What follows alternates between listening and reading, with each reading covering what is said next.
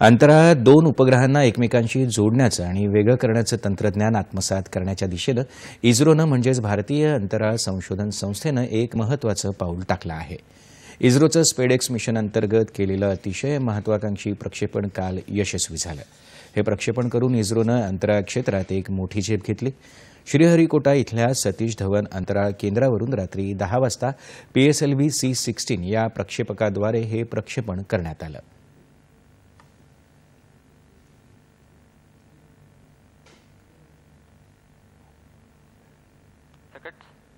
Lift-off normal. That's a marvelous lift-off of PSLV C-60 SpaceX mission on the go. Plus 15 Sleek seconds. PSLV Corelon vehicle Go to tracking. saluted against the night sky, a beautiful sight to behold.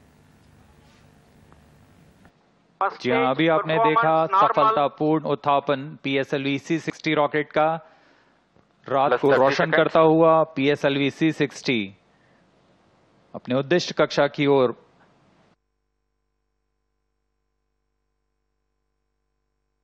या मोहिमेत इस्रोचे HDSC-01 आणि HDSC-02 हे दोन उपग्रह प्रक्षेपक वाहनातून झेपावले.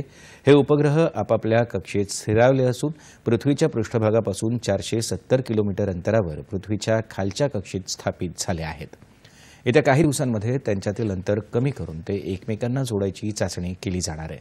साधारणतः 7 जानेवारीला ही चाचणी होण्याची शक्यता आहे, अशी माहिती इस्रोचे प्रमुख S. सोमनाथ यांनी दिली. या मोहिमेमुळे भारताला अंतराळात दोन उपग्रहांच्या दरम्यान डॉकिंग आणि अनडॉकिंग करण्याची क्षमता प्राप्त होईल. अंतराळातील दोन उपग्रह किंवा उपकरणं जोडून नवीन रचना तयार करण्याच्या या क्षमतेतून भविष्यातील अनेक महत्त्वाचे संशोधन प्रकल्प राबवणं शक्य होईल. हा प्रयोग यशस्वी झाला तर हे तंत्रज्ञान विकसित करणारा भारत हा जगातला केवळ चौथा देश असेल. आतापर्यंत केवळ अमेरिका, रशिया आणि चीनच्या अंतराळ संशोधन संस्थांकडेच हे तंत्र आहे.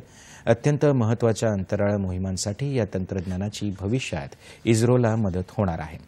इस्रोच्या स्पेडेक्स PSLV C-60 या यशस्वी मोहिमेचं मुख्यमंत्री देवेंद्र फडणवीस यांनी कौतुक केलं आहे.